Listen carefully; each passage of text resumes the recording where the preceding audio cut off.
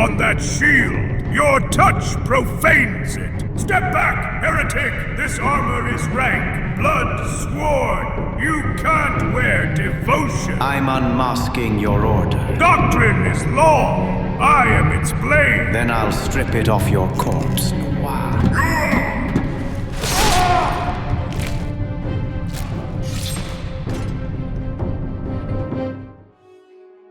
Greetings, traveler. Right now, we're taking a detailed look at the updated armor sets in Skywind. Stay till the end and enjoy watching. In the original Morrowind, the Imperial silver armor looks very simple. In Skywind, it no longer feels like one solid shell. Now it's a set of separate plates layered on top of each other. You can see this clearly on the torso, the shoulders, and around the belt area. Even though the armor still looks heavy and massive, it gains more flowing lines and decorative detail. It becomes less rough, and it fits the elven region it's placed in much better. The mask of the Imperial helmet hides the character's features and removes individuality, leaving only the role. We'll see a similar idea again in the Dunmer armors we'll cover later in this video. The pauldrons in Skywind become one of the main visual signatures.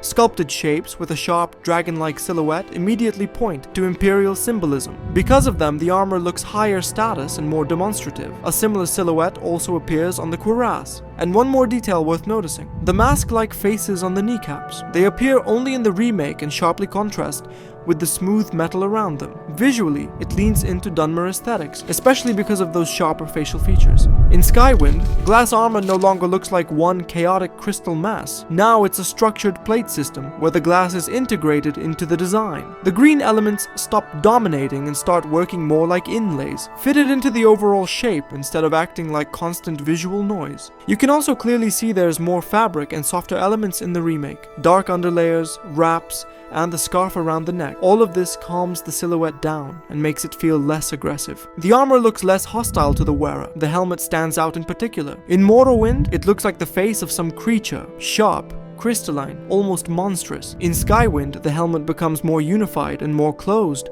with a clearer pattern built out of glass segments. The face disappears completely, and the character reads less like a warrior and more like a carrier of the material itself. Also, the glass itself in Skywind has a deeper, richer color. If you enjoy this video and this kind of content, I'd really appreciate your support by subscribing. More than 90% of people who watch these videos usually pass by without subscribing, and I genuinely love to have you here for the next ones. And if you want to support the channel even more, consider becoming a sponsor. It really helps. Thank you. In Skywind, clothing starts playing the main role in Indoril armor. You get this deep blue draped scarf cape that covers the chest, the back, and basically creates a more ceremonial looking kit. You can really feel how the remake adds small details that instantly raise the sense of rank. The helmet doesn't change radically, but here's what I noticed. The ears become larger and more pronounced. There are more decorative elements, and now they're present on both sides instead of being asymmetrical like before. The torso in the remake becomes much more layered. If in Morrowind the cuirass looks like a relatively simple metal form on top of the body, in Skywind it's built into a whole system of fabric, straps, and plates. The tribunal symbols read very clearly. There are at least 3. One sits on the belt as a central element, with decorative pieces on the leather belt next to a pouch. The second is a small symbol on a chain near the neck, and the third is a larger symbol under the heart, also on a chain. There are also more pouches on the chest, attached to a leather base. In Morrowind there are no pouches like that, and the tribunal symbol exists only on the belt, but unfortunately it's hard to make out. The arms in the remake look much softer in presentation. Instead of solid metal, you get fabric sleeves with armored segments on top. The shoulder elements also change in character. In Morrowind, they're harsher and simpler, while in Skywind they're thinner, more elongated, integrated into the overall costume better, and they work nicely as part of the ceremonial silhouette. And what's interesting, in Skywind this doesn't seem to be the only interpretation of Indoril. There's another variation alongside it, Order of War, and it feels noticeably closer to the more field vibe and to how the armor read in the original Morrowind. The cloth looks less ceremonial, more sandy / earthy, almost like tactical camouflage, and overall it feels less like a parade and more like formation gear. Plus, the tribunal symbol on the hip / pelvic area again isn't as clearly readable as it is in Order of Inquisition. It's closer to how it gets lost in the original. And one more thing, the helmet mask in Order of War feels more aggressive emotionally, like it's not an inquisitorial status anymore, but a combat mindset. In Morrowind, Morrowind, the Imperial Templar helmet is basically a simple golden cap that doesn't hide the face, and it's similar to some helmets we saw in Skyrim. In Skywind, the helmet becomes closed with a vertical grille in front, plus you get small horns on the sides and a red crest on top.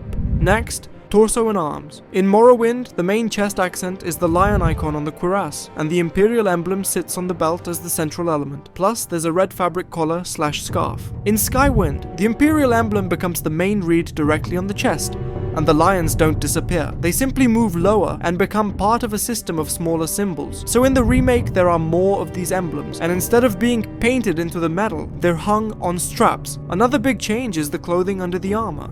In Skywind, a second core color appears, blue. It runs through the underpants, the skirt, and the sleeves, and because of that, the whole kit feels more Imperial ceremonial instead of just bright. Red still stays the key accent, and importantly, on the back, the fabric now has a large Imperial emblem. The shoulders in Skywind become more segmented, and the plates show repeating ornamentation. The lower half becomes more structured, a blue skirt / cuirass cloth, with a repeating rhythm of patterns and round metal discs around it. Under that, you have blue trousers, plus straps / attachments that make the armor feel more assembled and functional. The greaves in the remake are no longer just gold boots, but more realistic shin armor with metal segments and warmer toned inserts that support the overall strap and hardware theme. Imperial steel armor in Skywind has very targeted differences. The main helmet change is this. In the original, the ear area was more closed and protected, but the face was more open. In Skywind, it flips. The face becomes more protected, while the ear zone is more open. Plus, they added a metal crest on top. On the forearms in Skywind, the protective plate that existed in the original is gone, and the elbow protection is removed as well. But instead, they added protection for the hand, which wasn't there before, and they removed the separate plate on the outer side of the hand that used to read as its own element in the original. On the lower half, they added a purple skirt, and it's very telling that the knee pieces with the distinctive silhouette that existed in the original are removed here, but they were transferred to the Imperial silver armor, which now clearly reads as a higher rank, commander / officer, and still reads as the more basic soldier level kit. And finally, let's talk about Ashland Chiton armor. In the original Morrowind, the cloth often looks brighter and more red, but here it's almost everywhere dark and muted. Because of that, the whole set instantly reads as more grim and practical, like it was genuinely made for the ash,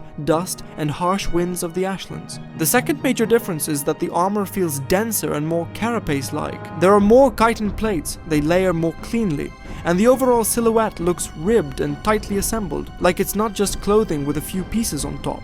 The helmet also has a noticeable change. That long rear cone from Morrowind is now much shorter. Another important point is the cloth covering the face. It works far more convincingly now. It's not just wrapped around the face like in the original, it extends into the neck and shoulders, creating a real protective layer. And when it comes to the legs, the front still keeps that chitin armor, but the back no longer has the rigid protection Morrowind had. Instead, you get wraps and straps, and the set reads like it's built to protect the front line of impact. That's it for today. Thank you for watching. Support the channel with a like, a subscription, and your thoughts in the comments. And if you'd like to support me even more, you can become a channel sponsor. It's a powerful way to help me make more content for you. See you in the next videos.